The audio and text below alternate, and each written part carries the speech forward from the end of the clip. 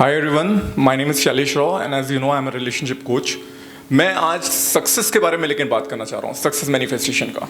तो आप लोगों के दिमाग में एक ये चीज़ आ सकती है कि हाउ कम सक्सेस, रिलेशनशिप का क्या है। बट जब हम सक्सेस की बात करते हैं तो सक्सेस सिर्फ कोई करियर से रिलेटेड नहीं होता। It has to do with your relationship, it has to do with your health, it has to do with your wealth, everything. हर जगह हमें अपनी लाइफ में सक्सेसफुल होना है। तो मैं आज ये आपसे बात करना चाह रहा हूँ कि हम लोग को ये समझना है कि क्या हम अपनी लाइफ में मैनिफेस्ट कर सकते हैं सक्सेस को। तो I will start this thing with a question. आप लोग यहाँ जितने लोग भी हैं, वो कितने लोग हैं जो ये चाहते हैं कि वो अपनी लाइफ में बहुत ज़्यादा अबंडेंस में सक्सेस पाएं बट विदाउट स्ट्रगल। तो आई होप सब चाहते हैं, सब लोगों को चाहिए सक्सेस, चाहिए abundance without struggle. But at the same time बहुत से लोग हैं, अगर मैं जब मैनिफेस्टेशन की बात करता हूँ तो उनके दिमाग में क्वेश्चन आता है, इज इट रियल? क्या मैनिफेस्टेशन इतना वर्क करता है? Can we do that? तो उसका मैं एक जवाब दूंगा जो थोड़ा सा भी वियर्ड लगेगा, बट अगर मुझे टाइम मिला तो मैं उसका एक्सप्लेनेशन भी दूंगा। और वो ये है कि उन्हीं लोगों के मैनिफेस्टेशन पूरे नहीं होते हैं जिनकी भैंस मर जाती है। ठीक है, अंडरस्टूड? मैंने कहा उन्हीं लोगों के मैनिफेस्टेशन पूरे नहीं होते हैं जिनकी भैंस मर जाती है। I will talk about it later. But पहले मैं ये बोलता हूं कि जब मैनिफेस्टेशन की हम बात कर रहे हैं तो it has to do something with law of attraction. ठीक है, हम सब लोग जानते हैं, हमने यूट्यूब कोचेस और यूट्यूब में सारा कुछ देखा हुआ है कि how law of attraction works. तो क्या ये समझ में आ रहा है, कोई ये जानता है कि क्या ये लॉ ऑफ अट्रैक्शन जो है ये साइंटिफिकली बैक्ड है? कहने का मतलब ये, क्या इसको साइंस बैक करता है कि हाँ ऐसा कुछ है?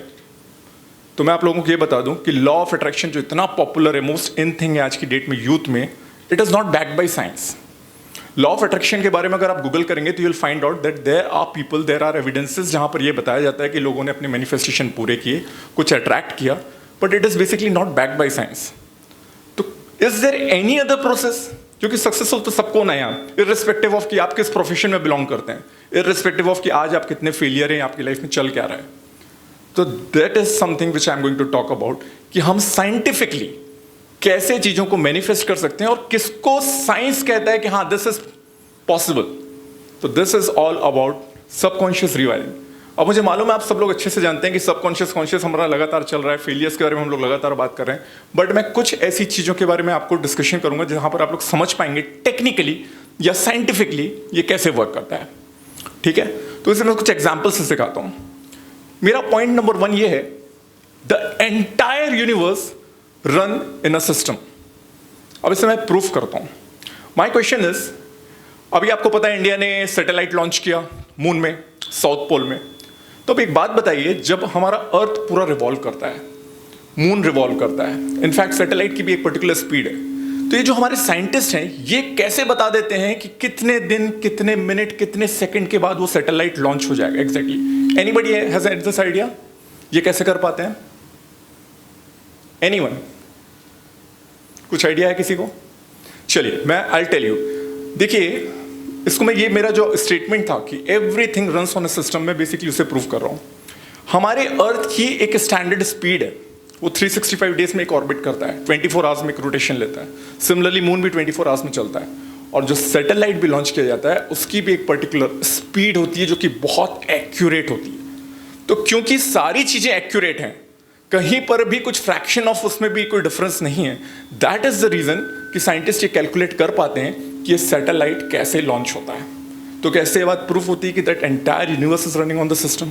इनफैक्ट जो हमारा ग्रेविटी है, ग्रेविटेशनल पुल है, जिसको हम लोग फिजिक्स में 9.8 वैल्यू देते हैं, वो भी बहुत स्टैंडर्ड है। It could not be 9.7, it could not be 9.6। अगर इसमें से कुछ भी डिफरेंस आता है तो हमारा अर्थ जो है कंप्लीटली कोलैप्स हो सकता है, यूनिवर्स। तो point is that everything in this universe is working under system. Similarly, our human body also runs on a system. अब ये कैसे? अगर आप लोग कभी बीमार होते हैं और आप डॉक्टर्स के पास जाते हैं तो डॉक्टर आपको डायग्नोस कैसे करते हैं? बेसिकली आपके वाइटल्स चेक कराए जाते हैं, आपका शुगर, आपका बीपी 120/80 है कि नहीं, राइट? ये चेक किया जाता है, या बाकी भी जो एलिमेंट्स हैं आपके पैथोलॉजी में भेजा जाता है, आपके टेस्ट होते हैं और वहाँ से देखा जाता है कि आप हो कि नहीं। अब इमेजिन करिए कि अगर हमारी ह्यूमन बॉडी अलग होती, यहाँ दुबई में बैठा हुआ आदमी, उसके पास 2 हार्ट होते, इंडिया वाले के पास 3 किडनी होती, किसी के पास 4 लंग्स होते, तो क्या ये पॉसिबल हो पाता डायग्नोस करना? तो point is that our human body also runs in a system. हमारा यूनिवर्स एक सिस्टम में रन करता है और उसके अंदर में हम हैं, और हमारा human body also runs in a system. Similarly our thought process also runs in a system and which is the actual cause of your manifestation. अच्छा, यहाँ पर एक क्वेश्चन उठता है, you are the owner of mind और mind is your owner? आप लोग अपने माइंड के ओनर हैं कि माइंड आपका ओनर है? इसे मैं एक एग्जांपल से समझाता हूँ। हमें से बहुत से लोग यहाँ पर होंगे जो अपने घर में पेट्स रखते होंगे, हमें पेट्स पसंद होगा।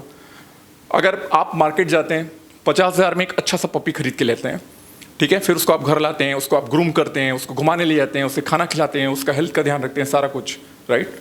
बट ओनर तो आप हैं। लेकिन हो क्या रहा है, आपने पैसे ओनरशिप उसको दे दी, राइट? आप उसकी सेवा कर रहे हैं, जबकि इसमें से बहुत सा काम है जो आप उसको ट्रेन कर सकते हैं, वो अपने आप कर सकता है, लेकिन हम उसको दे देते हैं। सिमिलरली हमने अपने माइंड की ओनरशिप दे रखी है माइंड को, वेयरएज एक्चुअली माइंड के ओनर हम हैं। अब माइंड क्या कर रहा है, हर किस्म की नेगेटिविटी, स्ट्रगल, केओस, डिप्रेशन, सारा कुछ हमारी लाइफ में ला के देते जा रहा है और हम उसको एक्सेप्ट करते जा रहे हैं क्योंकि उसके पास ओनरशिप चली गई है। तो इन शॉर्ट, अगर हमने अपने माइंड को कंट्रोल करना सीख लिया, जो कि कैसे रन करता है, उसकी एनर्जी क्या है, दैट इज आवर थॉट्स, अगर उसको हमने अपने ट्रेन करना सीख लिया तो हम सारी चीज़ों को मैनिफेस्ट कर सकते हैं। यहाँ पर दो बहुत इंपॉर्टेंट पॉइंट हैं। वन इज, जितनी भी चीज़ें जिस दुनिया में जो रन कर रही हैं उसके पीछे एक एनर्जी होती है। आज मैं यहाँ पर खड़ा हूँ क्योंकि इतना अच्छा हम लोग यहाँ पर फूड को एंजॉय कर रहे हैं, तो ठीक है, मेरे पास एनर्जी है, राइट? आप कोई ऑटोमोबाइल को चलता देख रहे हैं तो वो ऑटोमोबाइल इसलिए चल रहा है क्योंकि उसके पीछे फ्यूल है, पेट्रोल है, डीजल है, electricity, there is something. But क्या आप उस एनर्जी को देख पाते हैं? वो नहीं देख पाते हैं। आपको क्या दिख रहा है? जो चीज़ मोबाइल है। सिमिलरली हम जिस चीज़ को देख पाते हैं, हम अपने फिजिकल माइंड को देख पाते हैं, बट उसकी एनर्जी क्या है? How does it run? It runs because of your thought. So basically that thought system is the energy. और इस तरीके से जब हम अपने थॉट को पूरा अलाइन करना सीख लेते हैं, हमें ये पता चल जाता है कि हम अपने माइंड को कैसे यूज़ कर सकते हैं, इस थॉट प्रोसेस को कैसे यूज़ कर सकते हैं, और हमें एक चीज़ को बिल्कुल क्लैरिटी मिल जाती है, जैसे मैंने बताया कि यूनिवर्स में everything is running on the system. तो अगर सब कुछ एक सिस्टम के तहत रन हो रहा है तो क्या माइंड कुछ भी मिरेकल नहीं कर सकता उस थॉट प्रोसेस को? तो mind can cure wherever it has influence, हर चीज़ पे। तो माइंड का इन्फ्लुएंस कहाँ पर नहीं है? क्या हम बिजनेस करने जा रहे हैं तो हम अपने माइंड को घर में छोड़ के जाते हैं कि चलो यार इसकी ज़रूरत नहीं है? क्या हम जिम जा रहे हैं, कहीं हम मार्केट जा रहे हैं, कोई ऐसी जगह है जहाँ पर हम माइंड को छोड़ देते हैं कि चलो यार यहाँ पर तो इसकी ज़रूरत नहीं है? तो अगर ऐसी कोई जगह नहीं है और हर जगह हम अपने माइंड को लेके जा रहे हैं, वी आर यूजिंग इट, तो ऑफकोर्स सीधी सी बात है कि हमारा जो मैनिफेस्टेशन है, जो भी हम लाइफ में कर पा रहे हैं, it is because of the thought process which comes in the mind. तो brain and mind are two different thing, right? Brain is the physical part of your body and mind is something which is internal, which runs basis on the energy, आपका thought system। तो अगर आपने अपने thought system को align कर लिया, अगर आपको ये पता है कि आप पॉजिटिवली आपको सोचना कैसे, काम कैसे करना है, then definitely you can manifest each and everything whatever you want in life। अब मैं लास्ट ये कहना चाहूँगा, मैंने एक चीज़ बोली थी स्टार्टिंग में कि वो लोग हैं, क्योंकि जो लोग डाउट से पूछते हैं क्या मैनिफेस्टेशन पूरा होता है, तो मैंने कहा था मैनिफेस्टेशन उनके ही पूरे नहीं होते हैं जिनकी भैंस मर जाती है। थोड़ा सा इसकी वजह में एक छोटी सी कहानी सुनाना चाहूँगा। एक गांव था, गांव में दो दोस्त थे, करण और अर्जुन, राइट? दोनों दोस्तों ने मिलकर फैसला किया कि चलो यार कुछ बिजनेस किया जाए। तो उन्होंने डिसाइड किया कि चलो एक काम करते हैं, एक भैंस खरीदते हैं और उसकी दूध को हम बेचेंगे मार्केट में। तो करण अर्जुन को बोलता है ठीक है, तुम मुझे कल सुबह 11 बजे मार्केट प्लेस में मिलना, हम लोग दोनों जन एक एक भैंस खरीदेंगे and will start a business. दूसरा दिन होता है, 11 बजते हैं, करण पहुंचता है मार्केट में, बट देखता है अर्जुन आता ही नहीं। उसके लिए वो थोड़ी देर वेट करता है, काफ़ी देर, बट वो 1 घंटा वेट करने के बाद भी नहीं आता है। देन करण को लगता है कि हो सकता है इसको आइडिया जमा ना हो और इसने ड्रॉप कर दिया वो आइडिया, कोई बात नहीं, मैं ले लेता हूँ भैंस। वो भैंस लेता है, घर चले जाता है, और जैसा उसने प्लान किया था उसको भैंस से काफ़ी अच्छा दूध मिली, सब कुछ मिलता है, वो स्टार्ट करता है बिजनेस। धीरे धीरे उसका बिजनेस बढ़ने लगता है और उसने उस दूध से वो अपने अदर मिल्क प्रोडक्ट्स बनाने लगता है, जैसे कि बटर, घी, सारे एलिमेंट्स निकलते हैं दूध से, राइट? वो बनाने लगता है और उसका बिजनेस अच्छा चलने लगता है। वो इतना ग्रो करता है कि वो अपने बिजनेस को अपने शहर से बाहर स्टेट में आगे ले जाता है और धीरे धीरे पूरे नेशन वाइड उसका बिजनेस फैल जाता है और वो एक बहुत बड़ा आदमी बन जाता है। एक दिन उसको रियलाइज़ होता है कि क्यों ना मैं अपने वापस उस गाँव जाऊँ और देखूँ जहाँ से मैं बॉर्न एंड ब्रॉट अप हूँ, एक बार मुझे वहाँ भी जाना चाहिए। और वो अपनी बड़ी सी कार में गाँव की ओर निकल जाता है। और जब वो अपने गाँव में जाता है तो होता वो ये, गाँव में कच्ची सड़क होती है, कार के चक्के वहाँ फंस जाते हैं, और जब कार के चक्के फंस जाते हैं तो फिर उसको लगता है कि अब क्या करूं, मदद के लिए बाहर निकलता है, अगल बगल देखता है तो एक पेड़ के नीचे एक व्यक्ति उसे दिखता है, गांव वाला फार्मर, कि उसको लगता है इससे हेल्प मांगूं, और उसे वो आवाज़ देता है, ए भाई ज़रा सुनना, प्लीज़ मेरी हेल्प करना। वो इंसान आता है और वो कोई और नहीं रहता, वो अर्जुन है, उसका दोस्त।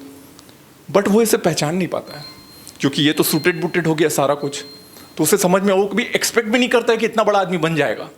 बट ये उसे एक नज़र में पहचान जाता है कि ओके ये तो अर्जुन है, और उसे याद दिलाता है हाय अर्जुन मैं हूँ करण।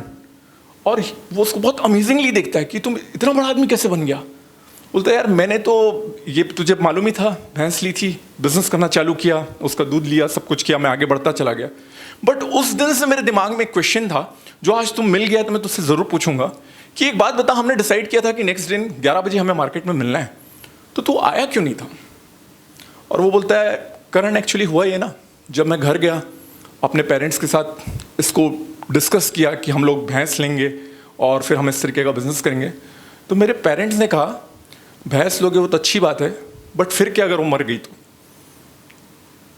पॉइंट इज हम अपनी जिंदगी की स्टार्ट ही नेगेटिविटी से करते हैं, हर चीज को एक शक के नजरिए से देखते हैं कि फिर क्या अगर ऐसा हो गया तो ये मैनिफेस्टेशन काम करेगा कि नहीं, ये ऐसा होगा कि नहीं होगा। लाइफ में आपने एक्सपीरियंस किया होगा या मैंने एक्सपीरियंस किया है, भैंस कभी नहीं मरी किसी की, कभी भैंस नहीं मरती है। एक्सेप्शन केसेस में आप अगर अटेम्प्ट ही नहीं करेंगे, आप अपनी लाइफ में रह जाएंगे, तो आप कैसे आप जानेंगे कि क्या चीज़ वर्क कर रही है कि नहीं वर्क कर रही है। एट द मोस्ट क्या होगा, काम नहीं करेंगी चीज़ें आपके लिए। तो अगर काम नहीं करेंगी तो आपकी सिचुएशन क्या खराब होगी, तब भी आप वहीं रहेंगे जहां पर आज हैं। बट अटेम्प्ट करेंगे तो आपके लिए सारी पॉसिबिलिटीज खुल जाएंगी और बहुत ज़्यादा चांसेस हैं। मैं अपनी ज़िंदगी में मैंने देखा है and I can endorse it कि भैंस दूध भी देती है, उस दूध से घी भी बनता है, उसका बटर भी बनता है, and you get success in life. तो आई से एवरीवन प्लीज, मैनिफेस्टेशन का एक बहुत साइंटिफिक प्रोसेस है। जितना हमने यूट्यूब में सीखा, यूट्यूब में एक टेक्निक्स की तरह दिखाया जाता है, और मैंने भी बहुत लाइफ में किया। 369 टेक्निक, ये टेक्निक वो टेक्निक है ना, सुबह 3 बार लिखो, दोपहर को 6 बार लिखो, रात को 9 बार लिखो, और आप ये सब टेक्निक्स करते रह जाएंगे, but you can not manifest things in life. I don't want to offend anyone. मेरा मकसद ऑफेंड करना या किसी चीज़ को सही या गलत बताना नहीं है।